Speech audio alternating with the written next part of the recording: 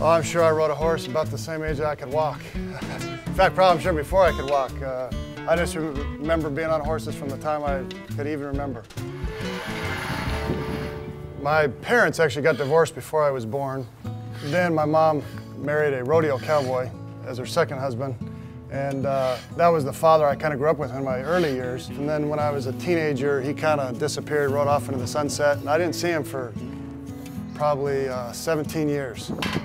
My mom, throughout all this, taught me to be steady and reliable. She taught me to work hard too. She worked as a waitress at night. And I just remember thinking, I gotta do everything I can because she's working so hard, I gotta carry my weight. One of the commandments says, 6 days thou shalt labor and then rest on the seventh day. So we think that's a commandment to keep the Sabbath day holy. It's also coupled with a commandment that says, work 6 days.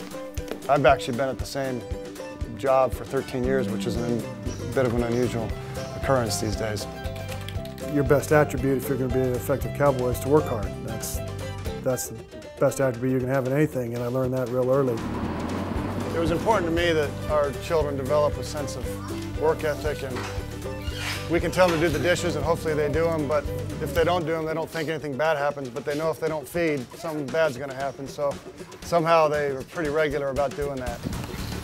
And it's good for them to work with big animals and see what they can do and overcome some fears and develop some courage.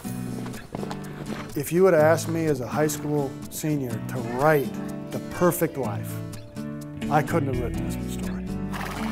My name's Drew Johnson, and as I think about my life, I feel like, or at least I pretend to be a cowboy. I'm an investor, I'm a father of 5 girls, I'm a husband, and I'm a Mormon.